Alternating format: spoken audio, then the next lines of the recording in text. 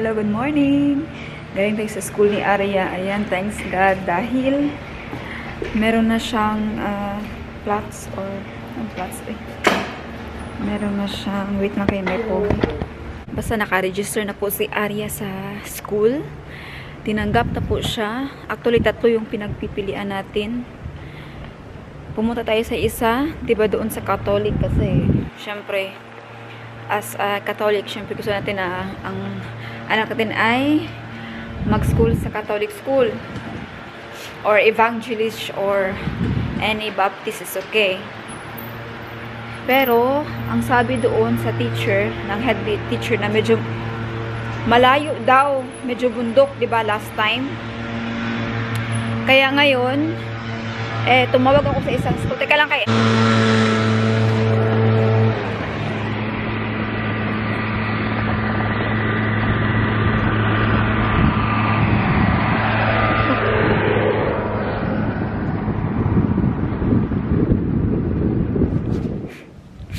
So yan ang ingay kanina kay may nagtatrabaho doon, nagtanggal ng mga dahon, no.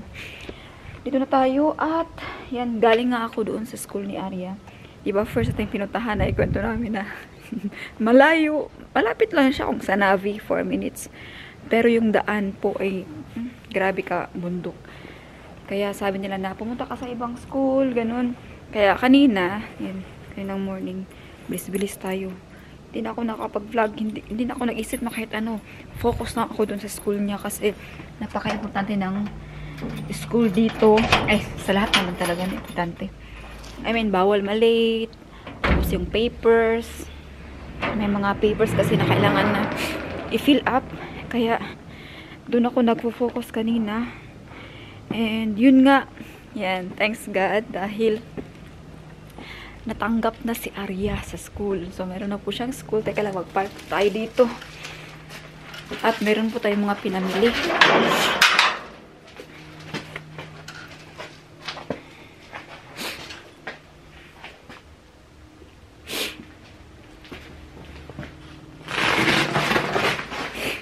So, yun, marami po tayong mga pinamili na after dun sa registration sa school ni Arya, nag-grocery tayo agad at mag-pause muna or mag-relax muna tayo sa pagkain ng rice. Kaya yung ating menu for today is burger. Kahapon di ba Italian? So, kahapon noodles, today burger. So, ano yan? American. Dami kong bag dito. 3 bag. 2 bag ni Arya. Ito, nalimutan kong iwanan sa kindergarten niya. Kasi after sa school, normally yung last na oras sa kindergarten, is 9 in the morning. Pero nag-email naman kasi ako, hindi siya pwede mag-absent today kasi today is yung kanilang pictorial. So, last year na niya sa kindergarten. Kaya sabi ko, hindi pwede na wala siyang memories, wala siyang picture. So, ayun, after sa school, dinala ko siya doon sa kindergarten. Kaya andun na siya.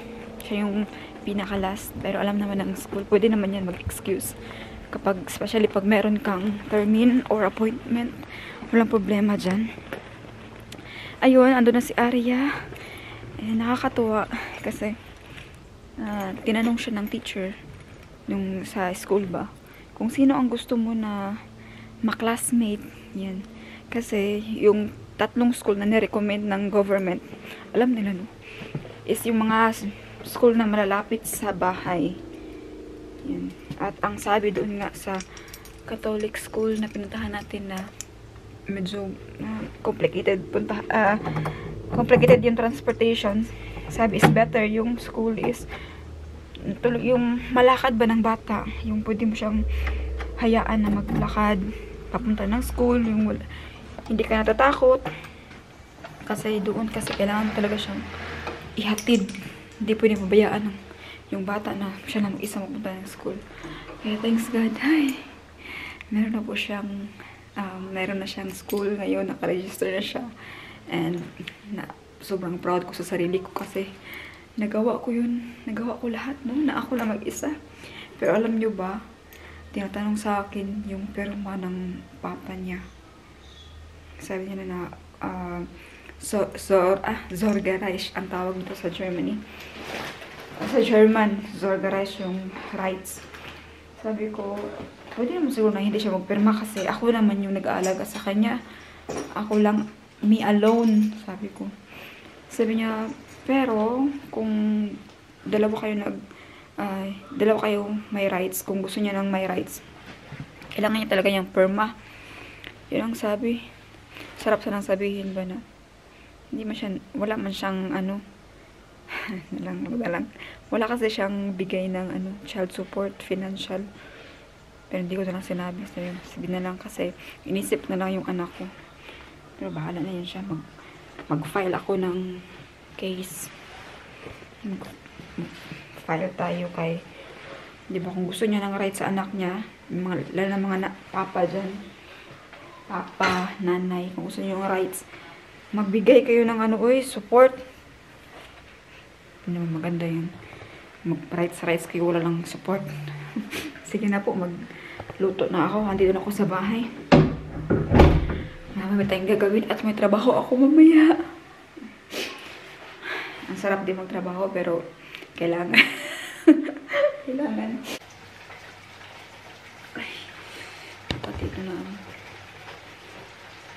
Hi, mag-burger na tayo pero andito po si Tia. Kaya siya na magluto. Siya magprito sa ating karne. Ito yan eh. Yung karne na rind. Beef. Ayan. So, meron po tayong mix na onion. Pero I'm not sure kung anong gagamitin sa burger. Pero I think itong red, no? Mostly kasi sa nakikita ko, red. Meron ding white. Ano may gamitin ito, Jai? White or red? Red na lang. Ang burger. Red na lang, okay. Ang red medyo matapang sa white. So, red onion. Tapos, meron na pala tayo ditong hinugasan na gulay. Ito, at hiwain pa natin yung ating kamatis. And, ano ba yun? Yan. At meron tayong ketchup and remoulade.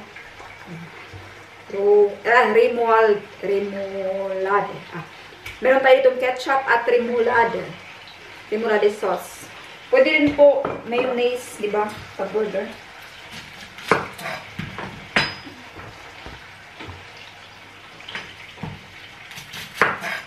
I-prepare ko na lahat para pag maluto na yung karne is kuha na lang.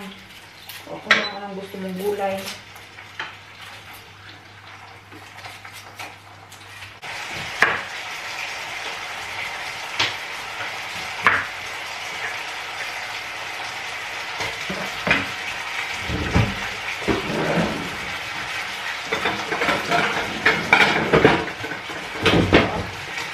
Malapit na maluto yung ating karne. And masarap siya patungan ng onion. At maluto yung onion dyan. Kusog-kusog na siya. Ay!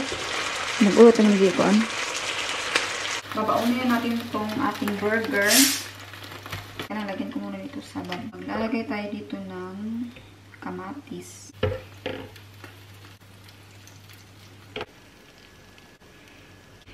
Double buns. Nabaon na po natin yung ating burger. Kaya na po siya. Double burger po siya. Dalawang karne. And the rest, meron pa tayo dito. Mamaya for Arya. And ngayon ay mag-side dish. Magluluto tayo ng mushroom. Iprito lang natin. Lagyan ng salt and pepper. Then finish. Yan po kadali ang ating lunch. At walang rice for today. Kaya minsan yung rice, grabe kabusog ba?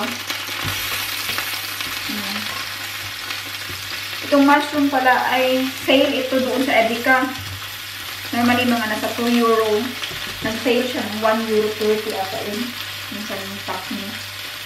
So, nagmura siya. Kaya sabi ko, ay, say, kami din side dish. Hi! Oh, this is the life. This is life. After luto, baon. So, ang baon natin ay burger with mushroom. Ala, tagpo-tagpo tayo agad. Kaya baka maiwanan tayo ng bus. So far, wala pa naman yung bus. Kaya, ay, at least, okay na yung early kaysa maiwanan talaga kayo. Yung ating trabaho, hindi tayo pwede na malate. Kasi kung malate tayo doon, late natin kukunin si Arya. Walang problema sa amo. Pero mamaya, ako naman yung mas stress kay hanggang 16 lang naman. Hanggang alas 4. So kung aalis ako doon, or kung mag-start tayo ng late, uwi tayo ng late. At saka, dito pala kasi tinglamig na ngayon. Baka, yung iba nandidiri, baka sipon ako ng sipon. Normal lang po sa lamig na panahon na magsisipunan talaga tayo. Hindi pala ako nakapag-make up. Diyos ko Lord. Ay, okay lang yan. Walang lipstick, pero libre na po yung blush. No? Blush sa cheeks. Kasi yung weather ito malamig. Kaya yan. Pulang-pula. Ayan na po yung ating bus.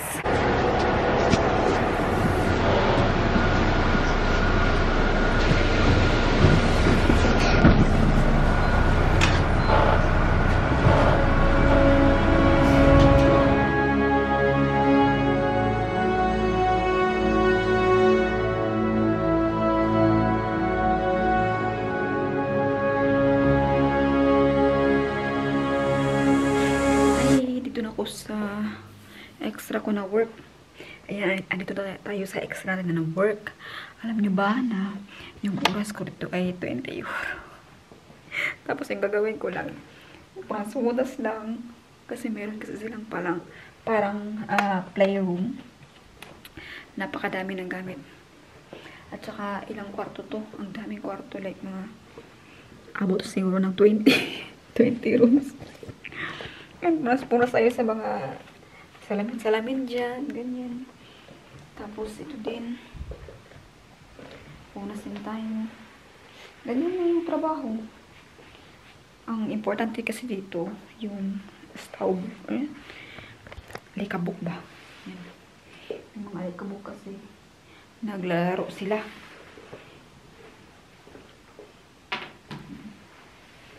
Maganda sa naman itong pang negosyo, no? Ito yung ilagay ko dito, be. Yan. Makati pa rin yung aking mukha. Dahil siguro sa allergy. I don't know.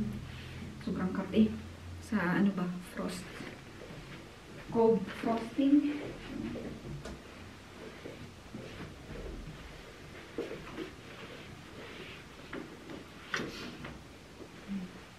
Ang dami niyang laruan, sobra. Mga thousands na mga laruan.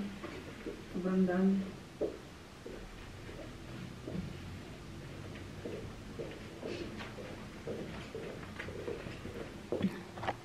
Parang kompleto po siya lahat. Meron siyang mga ganito. Ang tawag yan? Dot. Yan. At saka marami siyang mga vintage. Mahilig din siya sa vintage na auto. Ang dami niyang mga lima ka vintage auto. Wala na siyang ibang pinagkakaabalahan kasi alam niyo, mag-isa na lang siya sa buhay. Naghahanap pala siya ng kasama. Teka lang, i-open ko to eh. Medyo mainit na kay kanina. Sobrang init. Lamig sa labas. Kailangan daw po ng kasama niya sa buhay. Siya lang daw po mag-isa. Totoo naman.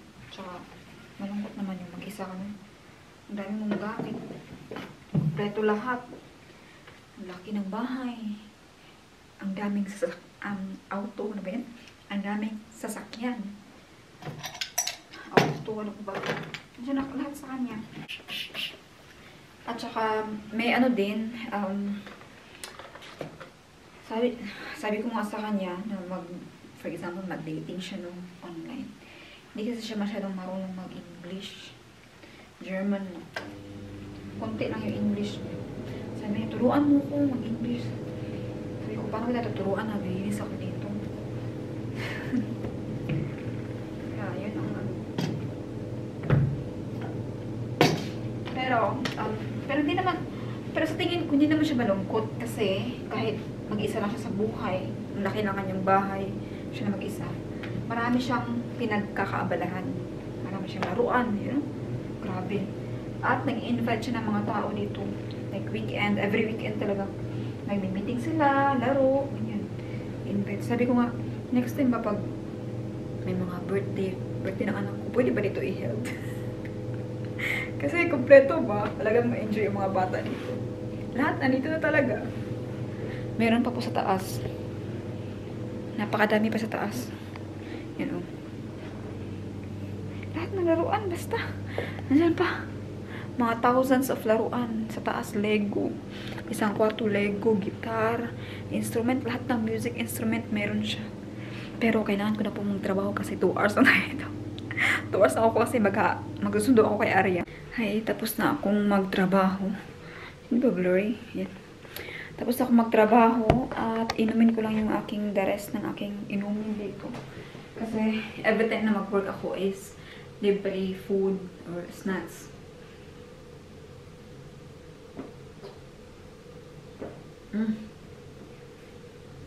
Masarap nito, oh. German drink. Masarap siya, ano siya, Kolsch's Wasser. Pink grapefruit yung kanyang taste. At alam nyo ba, gusto niyo akong ihatid. Ihatid po tayo ngayon ng aking amo. Palagi po yan siya nag-o-offer na ihatid ako every time na uuwi tayo ng bahay. Minsan tinatanggihan ko kasi ayaw ko ba na maging, ano tayo? Ayaw ko na masanay at saka isip siya ng something, di ba? Kasi nga, di ba, parang nagpaparinig. Uy, grabe na ako, ka-assuming, no? Pero, wala lang, ano tayo, ingat lang tayo ba? Kaya, baka isipin niya na gusto ko din yung hinahatid niya ako, ganun. Pero ngayon, yung mga time na critical, katulad ngayon ay magsusundo tayo kay Arya, pumayag na ako kay kailangan natin sunduin si Arya na hindi tayo malate. Payag na ako ngayon kay, di ba kanina, at saka, tinagalan ko din yung aking pagtatrabaho kanina. So, pumayag ako na magpahatid at siguro pagkuha din kay Arya, isasakay din natin siya sa auto pa uwi. Para hindi na kami maglakad. Kaya alam niyo naman yung na-share ko na last time, di ba, si Arya na ayaw niya maglakad dahil nga sa boots niya na napakabigat.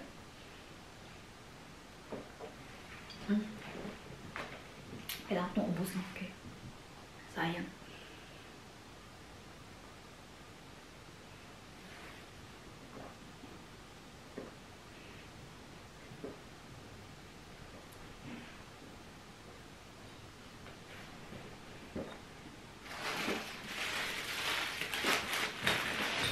Nakasakay na po tayo.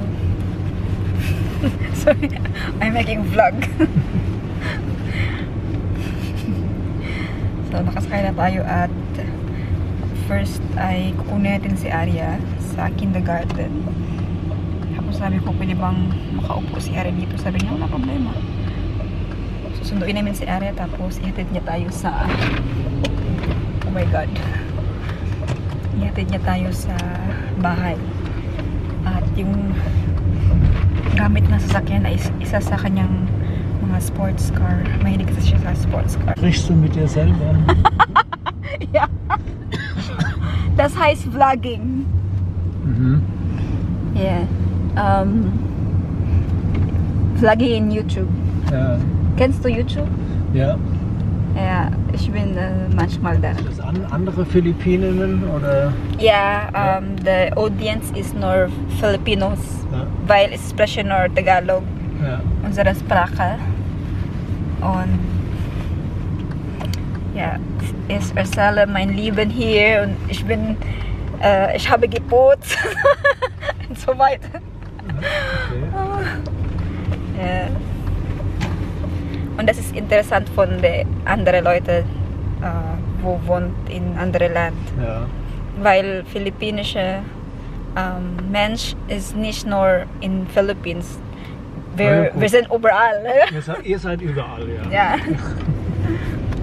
Hi, baby! Yan, nakasakay na tayo. Sarap magsakay ng mag-breakfast na po tayo at tingnan niyo po yung aking niluto. Yung ating binili kahapon sa Asian store. Saging! Saging. Yan. May saging tayo. Ay, grabe. Kasarap. Kumain ako actually ng isa. Tapos kakain tayo ulit. Ang laki niya, oh. Pero ito, napakaganda tingnan. Kaya, is reserve ko to kay Aria. Kaya, parang, mas masarap to tingnan, oh. At saka, parang mas matamis siya. I-reserve ko yan para sa kanya kasi, favorite na rin po ay yung saging. Saging na saba. At, meron tayong dalawa na coffee. Dalawa talaga yung hinanda ko, no? Kaya, alam nyo na yun. Hindi na kasi ako sanay na isang coffee na lang sa isang araw. Parang mga 2, 3, minsan 4. Diyos ko, magkit. Kaya nga, palagi tayong nini-reviews ba? Kain mo ako ng breakfast before magluto, kaya para meron tayong energy. Ang sarap niya kahit frozen. Tapos, init ko lang siya sa mainit na tubig.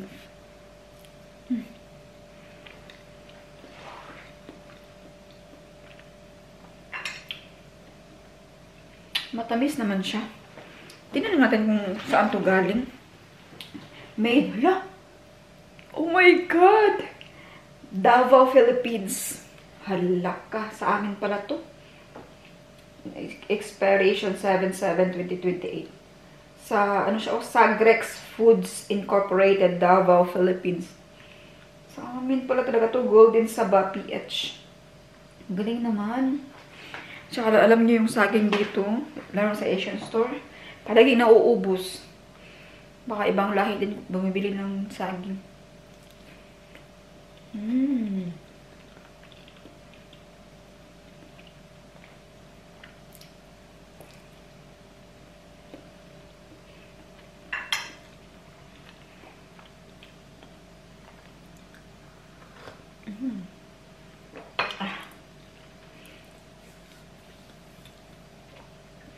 Grabe, ang sarap. Thank you, Lord. Kain tayo. Ay, ang bilis ng oras. Magluluto na tayo para pang lunch. Ang ating isda ay andyan. Nasa ating sink. Yung napakalaking isda natin. Ayan siya.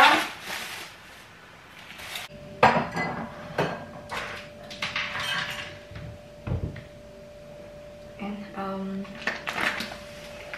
umpisa na tayong magluto ng ating laks. Yung ating napakalaking laks. Almost 2 kilos. Ako na kung gagawin ay tatanggalan ko siya ng mga kalis-kalis. Ayaw ko kasi nito. Parang nasasagi sa mga ngipin ko. Kitanggalan ko siya. Dahan-dahan lang. Nagay ko lahat dito at nagamit tayo ng tissue. Pang sala. Ito pang hawak. Amen. Yan, natanggalan natin ng kaliskis. Grabe, nangawit yung kamay ko dun kasi sa laki ng isda na to, hiwain ko na kay ang half ay ipaksiw, ang half naman ay i-fry. Sarap sana nitong i-barbecue, yung charcoal ba? Diba? Yung uso dito. Ito siya buo. Anong tawag itong pangalan sa German? Ginagawa, paborito nila ito eh. Yung sinusugba nila. Dami, no? Ayan na yung ating pangpaksiw. Mamaya lalagyan natin ng maraming gulay. Hayaan ko muna siyang kumulo. At saka madali lang naman ito maluto. Basta isda. Ito naman yung ating i-fry. Ang lalagay ko lang dito ay salt and pepper. Tapos kunting paprika. Ito. Para same time sila maluto, no? Bagong version ng paksiw. Lalagyan ko siya ng olive. Actually, this is Spanish. Yan na yung hitsura niya, oh. Tapos, ilalagay na natin itong 3 talong. Itong, yan. 3 yung ilalagay natin. Grabe, no? Daming gulay. Piprito na natin yung ating isda. I have a very weird, hindi naman weird, pero nakopya ko lang at naisip ko kasi yung ating mantika, kapag idiretso natin to, tatalsik siya. Pero pag meron siyang flour, hindi po siya tatalsik. Teka lang, nalimutan ko yung ating fan. Wala pala siyang hawakan. Ilalagyan muna natin. Wala palang hawakan kanina. Ito siya is adjustable, like, pwede sa ibang fan. Na, ano lang, same lang na brand. Yan. Yan. Diba? Fast na siya or secure. So, ilalagay din natin yung ating mga isda.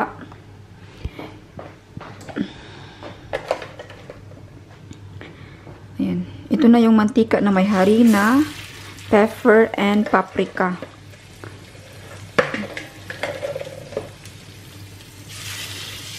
So, diba? Hindi siya tumatalsik.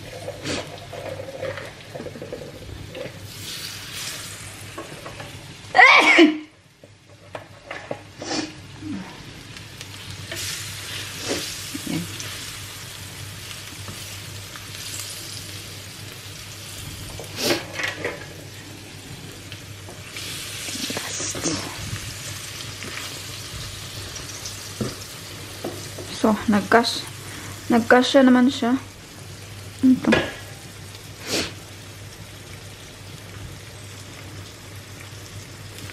Nagkasya naman siya, oh. Na-update sa ating paksiw. Oh, okay lang.